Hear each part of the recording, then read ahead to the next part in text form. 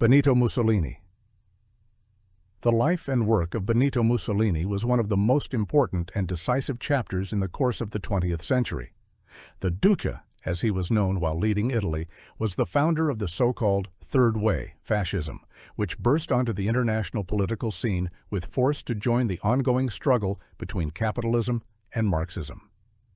This ideology, which would spread across territories on an unprecedented scale and stir the passion of crowds on every continent, was key to the outbreak of the Second World War and to the later development of world history. From a very young age, Mussolini was educated in the strictest Christian teaching as a pupil at the Salesian school of Faenza, where he never showed real interest in religion, while at the same time gaining a very bad reputation for his constant fights with other children and his aggressive attitude toward his teachers, especially after attending the school in Forlimpopoli. Despite this complicated and in some ways hostile personality, he developed an exceptional intellectual ability, as he possessed extraordinary intelligence and stood out far above his classmates in his studies, achieving outstanding results in history, politics, music, poetry, geometry, and more. Upon reaching youth and after finishing his studies at the school of Piave Salicero, Mussolini earned his qualification as a teacher of the French language, while also beginning to study Italian culture in depth and becoming a fervent admirer of Giuseppe Garibaldi, one of the figures responsible for the unification of Italy in the 19th century. Interestingly, it was also during that time that Mussolini began to gain a reputation as an orator among student and intellectual circles, speaking to audiences without embarrassment and talking about any subject that came to mind. Outside of academics, Mussolini's life was rather disreputable because he constantly got into fights and brawls as he loved coming to blows with opponents, something that led to his being arrested more than once and even spending nights in a cell. In fact, he often got drunk and was very hedonistic, engaging in sexual relations with many women and becoming known for his fanciful and even violent behavior in bed. Interestingly, Mussolini himself later described that period of his life with these words: "At that time I was a bohemian. I set my own rules and did not follow them either."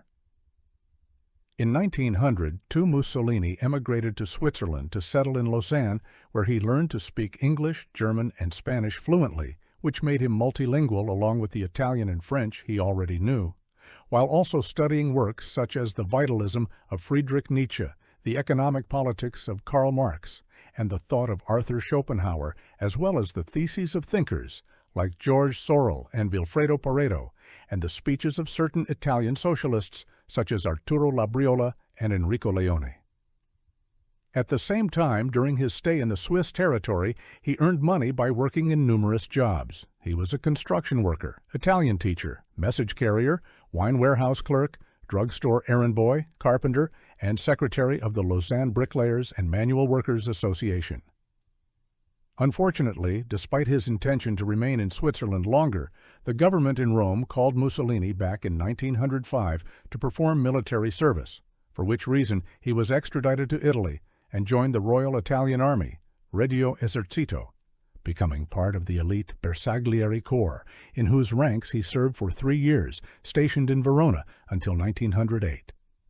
Mussolini's stay in Verona led him into one of his habitual periods of decline because parties, alcohol, and sex caused him to fall ill with syphilis, which nearly drove him to suicide were it not for the doctors who saved his life. Once his health recovered, he taught in the schools of Oneglia and Tolmezzo before deciding to move to Liguria. It was precisely in this city that he chose to devote himself to politics, founding a socialist newspaper titled La Lima. Surprisingly, although the initiative was unsuccessful due to its few subscribers, his writing style caught the attention of other editors who hired him in Austria to work for another socialist newspaper called L'Avvenire del Lavoratore. With his new job at L'Avvenire del Lavoratore, everything seemed to indicate that Mussolini had found stability, at least until his articles began harshly criticizing militarism and capitalism, which led to his expulsion from the newspaper, especially because of the aggressiveness of his lines toward the Catholic Church and, above all, toward the Austrian army's military intervention in Trento. His anti-capitalism and anti-Catholicism became so radical that, after countless street clashes against right-wing properties and figures, he was imprisoned for a time in the Romagna jail. Interestingly, a leftist newspaper that reported on his imprisonment for the first time referred to this still unknown figure as Comrade Mussolini, and a journalist even wrote the word Duce. Thus, as soon as Mussolini was released, he traveled to Forlì to work in his father Alessandro's bar, while also joining the Italian Socialist Party as a member. Rachele Guidi, a 16-year-old girl whom Mussolini met in the same boarding house where his father was staying, she was the landlord's daughter, was the young woman he fell in love with despite being 10 years older at 26. Thanks to his bold manner with women, he had no moral hesitation in courting her and asking her out before proposing marriage. As expected, Rachele's father opposed the match, so Benito, rough in character as ever, pulled out a pistol and threatened his future father-in-law, declaring that he would kill him, then his daughter, and finally himself. Faced with such a violent reaction, the father relented, and the couple married, with their first child, Etta Mussolini, being born in 1910. The city of Forlì changed Mussolini's fortunes because after beginning work at the newspaper Lotta di Classe, he quickly secured a good position in the editorial staff. From then on, using this same platform, he denounced the Italo-Turkish War of 1911 against the Ottoman Empire, accusing the authorities of practicing a new form of colonialism in Libya. As a result of these criticisms, labeled unpatriotic, and a series of street clashes leading the socialists in which he broke up city paving stones with a pike to build barricades, Mussolini was once again imprisoned, this time for 5 months. Interestingly, once released, his popularity had grown so much that in 1912 he opened his own newspaper called L'Aventini, through which he increased monthly sales from 30,000 to 100,000 copies. In fact, during the Congress of Reggio Emilia, he succeeded in getting the leadership of the Italian Socialist Party to expel its more moderate wing, winning a broad majority of 12,556 votes, an achievement that earned him praise from the exiled Russian revolutionary Vladimir Lenin in Switzerland. When the First World War broke out in 1914, Mussolini, who had settled in Milan, obtained the position of director of one of the country's most famous newspapers, Il Popolo d'Italia, which at the time was financially supported by the Fiat and Edison companies. As head of this paper, he criticized the poor wages and working conditions of laborers and initially positioned himself against Italian intervention in the Great War. Although at first Mussolini was anti-militarist, once Italy entered the conflict in 1915, declaring war on the Central Powers of Germany, Austria-Hungary, and the Ottoman Empire, and thereby joining the allies of Great Britain, France, and Russia, he strongly supported intervention and the annexation of the unredeemed territories. Because of this drastic shift, the Italian Socialist Party met urgently in Bologna and announced his expulsion, not before Lenin criticized the decision with these words: "You have just expelled the only man capable of bringing about the revolution in Italy." From that moment on, all of Mussolini's articles focused on calling for recruitment and collective effort for victory, sometimes with funds provided by the British Secret Service MI5 through the agent Samuel Hoare. He even went so far as to create a popular militia in Milan along with other left-wing nationalists, such as Filippo Corridoni, Cesare Rossi, and Alceste de Ambris, which they named the Fascio of Revolutionary Action. Motivated by the Great War, Mussolini enlisted as a volunteer in the Bersaglieri Corps of the Royal Italian Army at the age of 33, receiving in 1916 his first baptism of fire against the Austro-Hungarian army during the Battle of the Carso, fought near the Isonzo River. Wounded in 1917 by a grenade that left 4 pieces of shrapnel embedded in his body, the injuries were so severe that Mussolini underwent more than 20 surgical operations, 2 of them without anesthesia, during which he endured indescribable pain. Miraculously, he not only survived, but also recovered and was sent home, where he spent the remainder of the war alongside his wife Rachel, with whom he had his second child Vittorio, followed by Bruno, then Romano, and finally Santa Maria. When the First World War ended in 1918, The outcome for Italy was disastrous. The nation suffered 1 million deaths and sank into utter economic ruin, with empty coffers, the northern industry destroyed, and the population enduring extreme poverty and misery.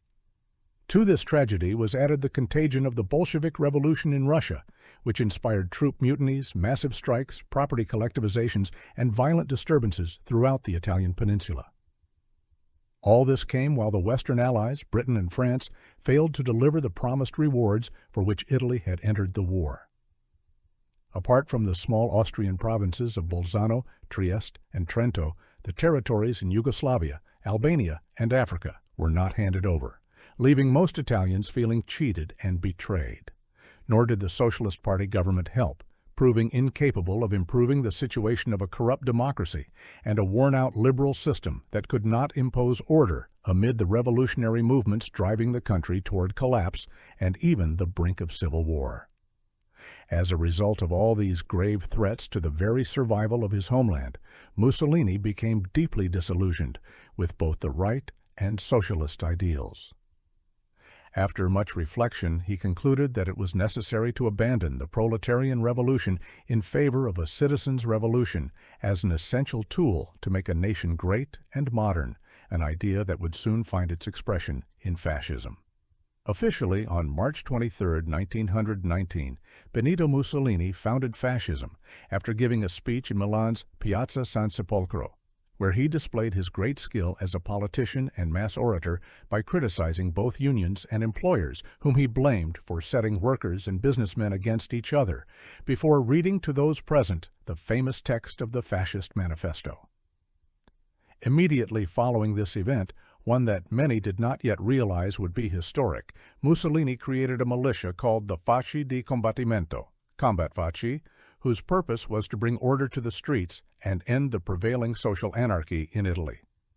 These fighters soon became famous for their distinctive dark uniforms and Roman salutes as a form of greeting, which made them popularly known as the Black Shirts.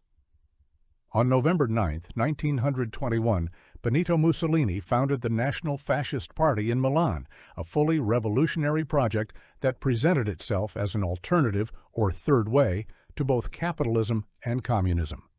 Its program essentially promoted a nationalist form of socialism that would unite all economic sectors of workers and employers into state corporations, while advocating for extensive social security, the modernization of infrastructure, and the renationalization of basic products and much of industry, banking, and more.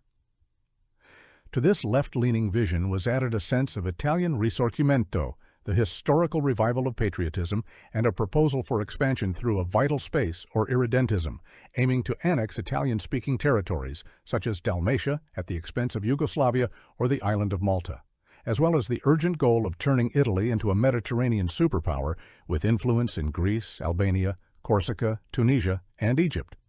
thereby reconstructing a new Roman Empire known as Mare Nostrum.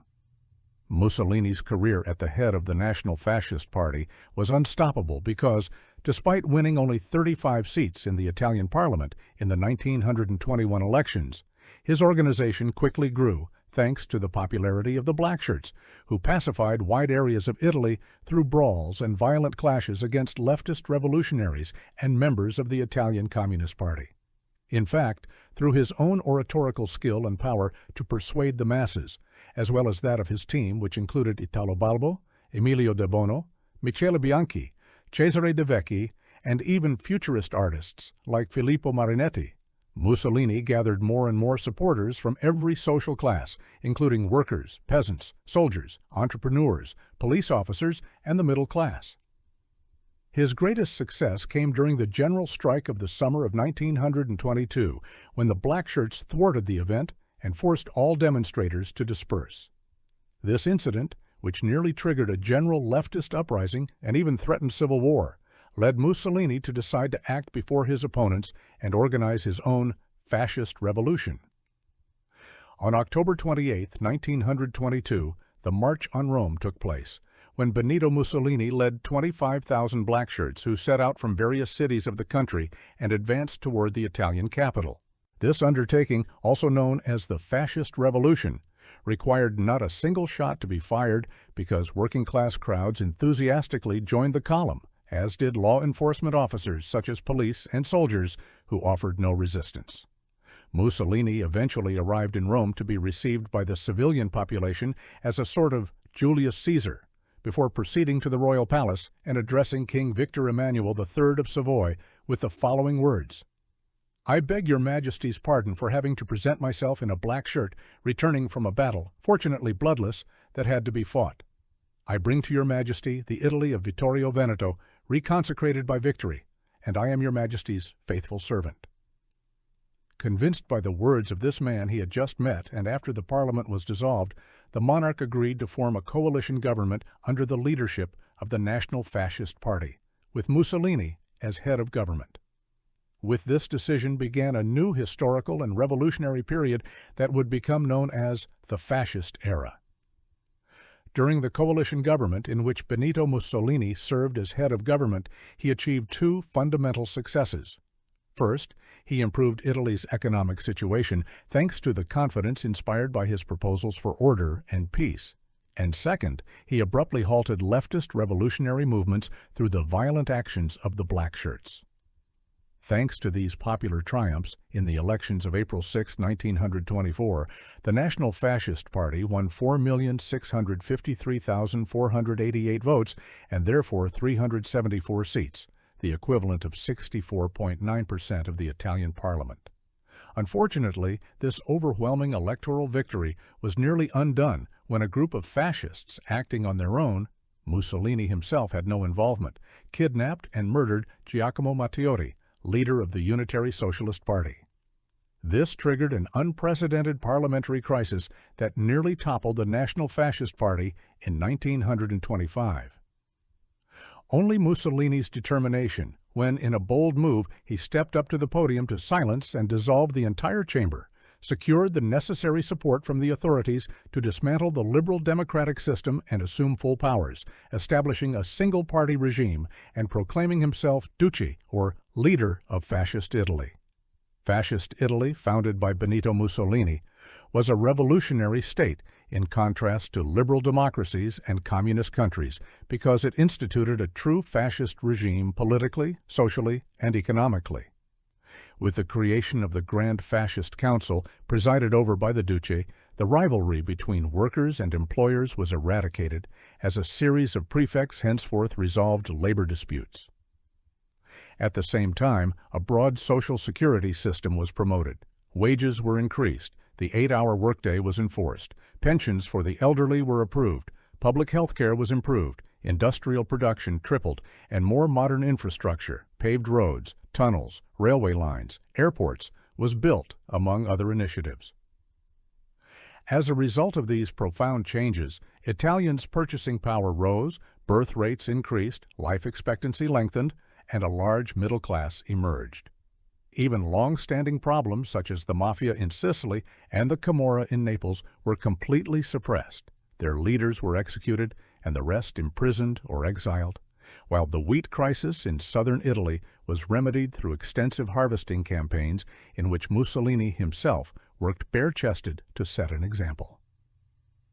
These achievements elevated the Duce in the eyes of the people as a kind of national savior who had restored dignity to the homeland, inspiring near-total support for his cause and active participation in this revolution, whether through adults joining the Black Shirts, students the Fascist University Youth, or children the National Balilla Organization.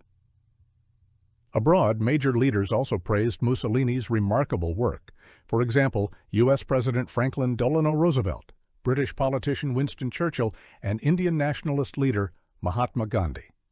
In terms of foreign policy, Mussolini also achieved remarkable successes as he expanded territorially what he himself called the Italian Empire, with the annexation of the island of Corfu at the expense of Greece and the Fiume Peninsula at the expense of Yugoslavia. Additionally, he completed the colonization of Libya by occupying the Fezzan region and suppressing the revolt of the Sanusi tribe, which ended with the capture and execution of the Muslim leader Omar al-Mukhtar. At the same time, Mussolini was the first Italian head of government to end hostilities with the Catholic Church, reduced to the microstate of the Vatican by signing the Lateran Treaty with Pope Pius, which recognized the freedom of Christian practice and reconciled the ecclesiastical institution with the Savoy monarchy. Holding the title of Duce of Italy, Mussolini became a great attraction to women, engaging in sexual relations with dozens of lovers, all with the consent of his wife Rachele. His sexual life was so intense, he sometimes boasted of sleeping with more than 2 women in the same bed, and his lovers came from various backgrounds, including prostitutes, workers, artists, aristocrats, an English journalist, and even the Jewish writer Marguerite Sarfati, that he fathered a considerable number of illegitimate children throughout Italy, such as a boy named Albano Mussolini, born to a woman named Ida Dalser. However, the woman who truly captivated the Duce was Clara Petacci, who left her marriage to an aviation officer to keep her affair with Mussolini a secret, a relationship that endured until the end of his life. Alongside his family and lovers, other people who played essential roles in Mussolini's life included his closest friends, such as Marshal Italo Balbo and his brother Arnaldo Mussolini, whose sudden death from a heart attack in 1931 brought Mussolini deep grief. One of the most affectionate relationships he had, however, was with his son-in-law, Count Galeazzo Ciano, who became Minister of Foreign Affairs and married Etta Mussolini, Mussolini's favorite among his children. Mussolini's private life was marked by a wide range of intellectual hobbies, including music, as he loved playing the violin and literature, having published several works such as My War Diary, Life of Arnaldo, My Life, and Complete Works. Regarding sports, he was known as Italy's first athlete because he would rise at 7 in the morning, bathe in cold water, drink a glass of milk, then spend an hour riding horses, followed by practicing the art of fencing. His passion for physical education was so intense that he required all his ministers and members of the National Fascist Party to lead by example by exercising with him and running every morning. The cult of personality was one of Mussolini's most popular facets, promoted relentlessly by propaganda throughout the existence of fascist Italy. From the moment he was named Duce, statues were erected, paintings created, posters with his face displayed, and even wine brands carried his name and likeness. Under the motto, Mussolini is always right, the Duce and his gestures were present in all public spaces, including radio, press, newsreels, magazines, and even posing alongside effigies of Roman emperors or Julius Caesar himself. He particularly enjoyed showing his bare torso, always looking for the perfect excuse to remove his shirt and display the body sculpted through rigorous exercise. Interestingly, Adolf Hitler criticized this habit from Germany, saying, "A true statesman does not do such things." When Adolf Hitler came to power in Germany in 1933 and founded the Third Reich as leader of the National Socialist German Workers' Party, Mussolini recognized the threat it posed not only to his homeland but also to his ideology, viewing National Socialism as a kind of perverse version of fascism. From then on, his foreign policy focused on isolating Germany, mobilizing 5 Italian divisions when in 1934 the SS instigated the Vienna Putsch and unsuccessfully attempted to annex Austria. This led Mussolini to promptly sign the Stresa Front with British Prime Minister Ramsay MacDonald and French Foreign Minister Pierre Laval. In an attempt to ease tensions with the Third Reich, the Duce personally received Hitler in Venice, humiliating him by appearing in his finest fascist party military uniform, while Hitler arrived in a modest civilian overcoat, temporarily curbing Germany's expansionist ambitions in Europe. On October 3, 1935, Mussolini's fascist Italy invaded Ethiopia from the neighboring Italian East African colonies in Eritrea and Somalia, taking advantage of a border incident in the Ogaden Desert, which marked the beginning of the Second Italo-Ethiopian War. This aggression, stemming from Italy's failure to colonize the region during the First Italo-Ethiopian War of 1894 to 1896, provoked widespread international outrage and numerous economic sanctions, particularly from the United Kingdom and France. Enraged, Mussolini withdrew Italy from the League of Nations and broke the Stresa Front with London and Paris. Fortunately for him, despite certain setbacks against the Ethiopian army and even ordering the use of poisonous gas dropped from planes against rebels, by May 5, 1936, all of Ethiopia was conquered and incorporated into what the Duce himself called the Great Italian Empire. With the outbreak of the Spanish Civil War in 1936 between the Second Republic and nationalist Spain, led by El Generalissimo Francisco Franco, the Duce justifiably feared the expansion of communism in the Mediterranean. He therefore sent 80,000 soldiers of the Corpo Truppa Volontari to fight alongside the rebels, contributing to victories in battles such as Malaga, Mallorca, Santander, and Guadalajara, while also providing aircraft that wreaked havoc behind enemy lines by bombing Durango and Barcelona. This shift in stance, combined with London's and Paris's refusal to meet Rome's demands, led Mussolini to draw closer to Hitler following a visit to Berlin, where the German leader received him with a massive parade crowned by statues of Roman emperors and fasces, leaving the Duce visibly impressed. Thus, in 1937, Fascist Italy signed the Anti-Comintern Pact with Germany and Japan, aiming to isolate the bloc formed by Joseph Stalin's Soviet Union and the policies of the Comintern, while also guaranteeing support for the Third Reich during the annexation of Austria in 1938. Interestingly, in a gesture of gratitude for the Anschluss, Hitler replied to Mussolini with the message, "Thank you, my Duce, I will never forget it." The Sudeten crisis in Czechoslovakia, triggered by Germany's territorial claims to recover the region lost under the Treaty of Versailles, nearly sparked a European conflict. It was only prevented by an urgent international summit that concluded with the Munich Agreement, signed by Adolf Hitler as Führer of the Third Reich, Neville Chamberlain as Prime Minister of the United Kingdom, Edouard Daladier as President of France, and Benito Mussolini as Duce of Italy. Thanks to this agreement, Germany annexed the Sudetenland without bloodshed, while Mussolini, who had acted as mediator between the parties and prevented war, was hailed by the masses in Rome as a hero of peace. At the beginning of 1939, Hitler and Mussolini signed the Pact of Steel, establishing a military alliance between the two nations in preparation for a possible war against the Western Allies or the Soviet Union. Mussolini's growing rapprochement with the Führer sparked the first critical voices within the National Fascist Party, including his son-in-law Galeazzo Ciano, who warned him of the risks of aligning with Berlin. Unfortunately, in an attempt to secure the Third Reich's support for his new territorial ambitions in the Balkans, Mussolini approved a series of racial laws against Jews, including their exclusion from government administrations. These measures were largely propagandistic rather than practical, as Jews still held the best positions within the National Fascist Party. Mussolini himself later stated, "I could not care less about these anti-Semitic theories. The only thing I want is to profit from them." In this way, Mussolini secured Germany's approval to exercise Italy's sphere of influence in the Balkans, annexing Albania, which henceforth became a satellite state of the Italian Empire under the Albanian Fascist Party.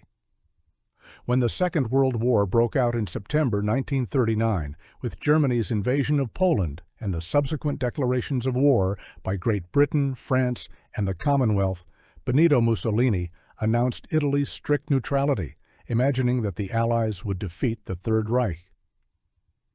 However, this stance changed dramatically in May 1940, when the German army, having already occupied Poland, Norway, Denmark, Belgium, the Netherlands, and Luxembourg, and having defeated both the French army and the British Expeditionary Force, led Mussolini to believe that the war was already decided in Germany's favor and that he needed to quickly claim his share before it ended. As he told his son-in-law Galeazzo Ciano, he bluntly declared, "I need at least 1,000 deaths to sit at the victor's table." Thus, on the afternoon of June 10, 1940, the Duce appeared on the balcony of the Palazzo Venezia in Rome to address thousands of followers with the following words: "Fighters of the land, sea, and air, black shirts of the Revolution and of the legions, men and women of Italy, of the Empire, and the Kingdom of Albania, hear me. A fateful hour is upon the skies of our homeland. It is the hour of irrevocable decisions. The declaration of war has already been delivered to the ambassadors of Great Britain and France. This stirring announcement, met with euphoric applause from the crowd, continued. The paradox of destiny is singular, categorical, and imperative for all, extending from the Alps to the Indian Ocean. I will win, and we will win, to give Italy, Europe, and the world a long period of peace and justice. With this final phrase, Mussolini led Italy into the Second World War. Benito Mussolini's Italian Empire expanded significantly during the early stages of the Second World War because the Royal Italian Army achieved several important successes, such as annexing Nice, Savoy, and the island of Corsica at the expense of France, occupying the British colony of Somalia, the Sidi Barani province in Egypt, and certain territories of Sudan and Kenya from the British Empire, and seizing the province of Dalmatia from Yugoslavia. These conquests, combined with the territories Italy already controlled in Libya, Ethiopia, Somalia, Eritrea, Albania, Corfu, the Dodecanese Islands, Fiume, and the Tientsin concession in China, elevated Mussolini to a position akin to a modern Roman emperor. "Tomorrow Europe will be fascist," Mussolini once told Hitler. What had been a mere imaginary project just a few years earlier had by 1940 become an unquestionable reality, as this ideology dominated the continent and had even spread to East Asia with the support of the Japanese Empire. Thus, on September 27, 1940, the Duce traveled to Berlin to sign the tripartite pact between the three powers of Italy, Germany, and Japan, which was soon joined by Romania, Bulgaria, Finland, Hungary, Slovakia, Croatia, Thailand, Manchukuo, Inner Mongolia, Iraq, and Iran, giving rise to the Axis. At this moment, Mussolini's statement gained even greater significance. Once fascism has triumphed throughout the world, it must be carried beyond the stars. The Italian invasion of Greece, which triggered the Greco-Italian War at the end of 1940, marked the beginning of Mussolini's decline. After ordering the attack on a country that, ironically, had a fascist government led by Prime Minister Ioannis Metaxas, he suffered an international humiliation when the Greek army defeated the Italian army in the mountains of Epirus and even pursued it into Albania. Simultaneously, the British Army destroyed 130,000 Italian soldiers during Operation Compass in Libya, capturing Cyrenaica, while in East Africa, Commonwealth forces defeated another 300,000 troops in the battles of Keren and Gondar before conquering Ethiopia, Eritrea, and Somalia. Even in the Mediterranean Sea, the conflict was a disaster for Mussolini as the Royal Italian Navy suffered heavy losses, first during the attack on the port of Taranto and later at the Battle of Cape Matapan. At the beginning of 1941, the situation improved for Mussolini because the German army intervened to support the Italian army by invading Greece and the island of Crete, as well as neighboring Yugoslavia, from which Italy obtained Dalmatia, southern Slovenia, and the satellite state of the Kingdom of Montenegro. As a token of gratitude for this support, the Duce became subordinated to Hitler in all matters related to military operations, a major personal humiliation, and was forced to send the Italian Expeditionary Corps to Russia during the Axis invasion of the Soviet Union under Operation Barbarossa, and to declare war on the United States following Japan's attack on Pearl Harbor. Fortunately, the Second World War still seemed to go well for Mussolini at that point, as the Royal Italian Navy achieved significant victories over the British Royal Navy during the Alexandria raid and in the First and Second Battles of Sirte. On land, the presence of the Africa Corps, commanded by General Erwin Rommel and organized as an Italo-German mixed contingent, reconquered all of Cyrenaica in Libya, inflicted over 50,000 casualties on the British Army at the Battle of Gazala, and advanced into Egypt, reaching just a few kilometers from the Nile River. Mussolini himself was so confident in victory that he traveled to Egypt on horseback to make a triumphant entry into Alexandria, hoping to emulate King Alexander the Great of Macedonia. The Battle of El Alamein in November 1942 sealed the fate of Mussolini's plan to build an African empire, as the Africa Corps was decisively defeated on the hot sands of the Sahara Desert. At the same time, the Italian Eighth Army was destroyed by the Red Army during the Battle of Stalingrad in the freezing snows of the Soviet Union. However, the worst was yet to come. following the landing of the United States Army in Morocco and Algeria, which took control from Vichy France during Operation Torch, the Italian First Army under Marshal Giovanni Messe was surrounded in Tunisia and forced to fight to the death, surrendering in May 1943 with more than 200,000 soldiers captured by the Allies. This catastrophe was followed by shortages and rationing in Italy, as well as aerial bombings by the United States Air Force over Rome, which killed 3,000 civilians and increased Italian disillusionment with the war. Mussolini himself asked Hitler to seek a separate peace with the Soviet Union and concentrate forces on defending the Mediterranean, a request the Führer flatly rejected. Faced with this crisis, the Duce watched in horror as the Allies landed in Sicily during Operation Husky and crushed the last remnants of the Italian army, signaling an imminent invasion of the Italian peninsula. On July 24, 1943, the Grand Fascist Council was convened to address Italy's situation, during which Benito Mussolini argued for continuing the war alongside the Axis to the bitter end. Naturally, his colleagues disagreed and organized a motion of no confidence, which the Duce lost by 19 votes in favor, 8 against, and 1 abstention, among them his own son-in-law, Galeazzo Ciano, and prominent fascists, such as Emilio de Bono and Dino Grandi. Once stripped of his constitutional powers, the following day, July 25th, Mussolini went to the royal palace to meet with King Victor Emmanuel III and formally resign as head of government. As soon as he descended the palace steps, he was unexpectedly arrested by Carabinieri and placed in an ambulance that took him to the Abruzzo prison. With the fall of fascism in Italy, which triggered a wave of euphoria among citizens who destroyed statues and busts of Mussolini, Marshal Pietro Badoglio assumed the role of head of government while negotiating peace with the Allies. On September 9, 1943, Italy announced its withdrawal from the war, while Anglo-American troops landed in Calabria, Taranto, and Salerno, and the German army occupied the rest of the country up to the so-called Gustav Line, north of Naples. Unaware of these events, Mussolini was transferred first to the island of Ponza, then to the prison of La Maddalena, and finally confined in a room at Campo Imperatore in the Gran Sasso of the Apennine Mountains.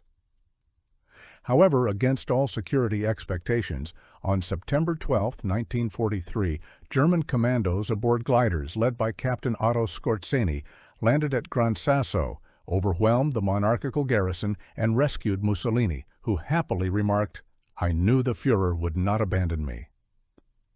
Immediately afterward, the Duce was flown to Germany, where Hitler received him in Berlin and promised to restore him to power at the head of a new fascist Italy.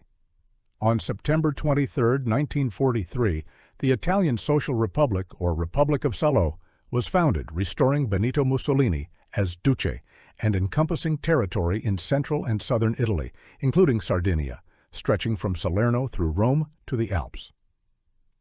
Led by the National Fascist Party under Secretary-General Alessandro Pavolini, this new satellite state of the Third Reich established a Republican fascist army with 700,000 troops under Marshal Rodolfo Graziani, which fought in the Italian Civil War against co-belligerent Italy under King Victor Emmanuel III and the partisan forces of the National Liberation Committee supporting the Western Allies. The Italian Civil War was one of the darkest episodes in Benito Mussolini's life because the entire country bled tragically and fratricidally. Although the Duce tried to revive the spirit of the fascist revolution, and in many cases managed to navigate around the impositions of the German administration under Marshal Albrecht Kesselring, whether by attempting to improve workers' lives or intervening to prevent reprisals by the German army, the truth is that the situation slipped out of his control. In most cases, he was unable to take charge of a conflict that pitted his own people against each other.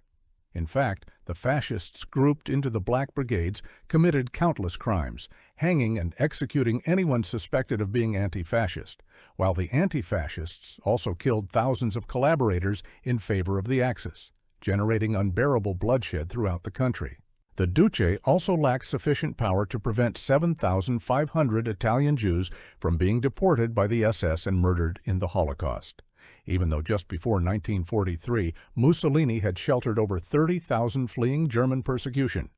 He did not even have the courage to oppose Hitler during the Verona trials, when he was forced under pressure and threats to sign the death sentences of his son-in-law Galeazzo Ciano and other friends such as Emilio de Bono, who were executed for being accused of treason due to their votes against him during the Grand Fascist Council. His daughter, Etta Mussolini, would never forgive her father in her lifetime for having her husband killed and leaving her children orphaned. Simultaneously with the Italian Civil War, the Duce had to lead the Second World War on behalf of the Italian Social Republic, achieving some successes with fascist troops, for example, in the Battle of Monte Cassino and the Battle of Anzio along the Gustav Line. However, on June 4, 1944, the Allies captured Rome. From that point on, the Republican Fascist Army defended the Gothic Line near Florence, between the Ligurian Sea and the Adriatic Sea, achieving some victories against the American Army, such as the Battle of Garfagnana, which the Salo Republic's press elevated to the status of a historical myth. It was precisely in this context that Mussolini enjoyed his last public rally on December 16, 1944, following an emotional speech at the Teatro Lirico in Milan, where he called for the defense of the last fascist line of the Po. Unfortunately, this same fortification was breached by the Allies in March 1945 during the Po River Offensive, which pushed the vanguard units of the American and British armies to the foothills of the Alps, while communist partisans descended from the mountains toward Milan. At the end of April 1945, Mussolini's situation was so desperate that he independently initiated a series of negotiations with the National Liberation Committee, CLN, and also with the Catholic Church through Cardinal Ildefonso Schuster. Unfortunately, no agreement was reached because the partisans did not guarantee his safety. They demanded unconditional surrender or nothing. So the Duce, who also did not trust the German army as they were watching him constantly, decided to flee with his wife Rachela and several fascist followers, including Alessandro Pavolini. Thus, after reaching the Alpine road zone, Mussolini said goodbye to Rachele, who fled to neutral Switzerland, and continued by vehicle to join a small contingent of Italian fighters, many of them armed youths, along with his lover Clara Petacci, who chose to share his fate. Although the objective of this group of fascists was to organize a guerrilla in the Valtellina, halfway through the journey they encountered a column of German army troops in Menaggio who had been searching for them. The German commanders forced the Italians and Mussolini himself to accompany them to the Austrian border, following Hitler's orders, turning the Duce and his entourage into a kind of voluntary prisoners. On the morning of April 27, 1945, Benito Mussolini's fascist contingent, accompanying the retreating German army over the Alps, took the road near Lake Como, very close to the Austrian border. Unexpectedly, halfway along the road, just after passing a mountain tunnel near Dongo, a group of communist partisans from the Garibaldi Brigade, led by Captains Urbano, Lazzaro, and Bellini dell'Estelle, blocked the path with a barricade and armed men positioned among the rocks, forcing the German soldiers, including SS and Luftwaffe personnel, to stop. After a brief negotiation under a white flag that prevented a bloodbath, the Germans allowed the partisans to inspect the vehicles. One of the partisans discovered Mussolini, who had disguised himself in a Wehrmacht uniform. He was recognized by his boots. It was then, in an act of absolute betrayal, that the Germans decided to hand the Duce over to the partisans in exchange for being allowed to continue their journey to Austria unmolested and with their lives guaranteed. Naturally, the partisans accepted the proposal, while some SS soldiers grabbed Mussolini by the shoulders and led him to the communists. Immediately afterward, once the German army had escaped safely to Austria and the other Italian fascists turned back south, the Duce was captured by one of the partisans, who said, "Your Excellency, you are now a prisoner of the National Liberation Committee." Captive of the National Liberation Committee, the Duce was housed in a country house in the village of Mesegra, where at night his lover Clara Petacci joined him after being captured by the partisans. At dawn the following day, the 28th of April, 1945, a group of guerrillas led by Captain Valerio Audizio woke them to inform them that they were going to be transferred to Milan, obviously a lie, since his execution had just been approved by the National Liberation Committee of Northern Italy. Thus the two got into the back of a Fiat 1100 car, which took them along the Via 24 Maggio for about a kilometer outside the town of Dongo. Once at their destination, the couple got out of the vehicle before Mussolini was placed against a stone wall of Villa Belmonte. Surprisingly, the Duce, who had anticipated his fate, unbuttoned his jacket, revealing his torso, and exclaimed, "Shoot me in the chest." However, just as the partisans fired their first burst, Clara Petacci stepped in and was instantly killed by the bullets. Immediately afterward, and after reloading, the guerrillas fired a second burst that pierced Mussolini's chest, causing his death. The day after Mussolini's execution, the 29th of April, 1945, the bodies of the Duce and Clara Petacci were taken to Piazza Loreto in Milan and displayed before a crowd of the Italian Communist Party, who beat and spat on the corpses until they were unrecognizable. Immediately afterward, the partisans and members of the fire brigade hung them from a scaffold at a gas station upside down, as if they were trophies, curiously alongside the lifeless torsos of other fascist leaders, such as Alessandro Pavolini, Nicola Bombacci, and Achille Starace. Only the arrival of the United States Army troops at Piazza Loreto prompted the removal of the bodies after an episode the American soldiers considered morbid and unworthy. The Western Allies had, in fact, unsuccessfully tried to rescue Mussolini, as he could have become a partner during the future Cold War. After the Second World War ended in 1945, the body of Benito Mussolini was buried in the Musocco Cemetery. A year later, on the 22nd of April, 1946, the corpse was stolen by a clandestine fascist group called the Mussolini Action Squad, led by Domenico Lecchisi, who hid it to prevent the new democratic authorities or communist movements from destroying it. Fortunately, in 1957, the body was returned to the family, who since then buried it with full honors in the Predappio Chapel, where it would be venerated for decades by thousands of Italians, who, despite having disagreed with him on many matters during his life, also appreciated his achievements in numerous initiatives that contributed to Italy's modernization. The figure of Benito Mussolini was one of the most controversial of the 20th century.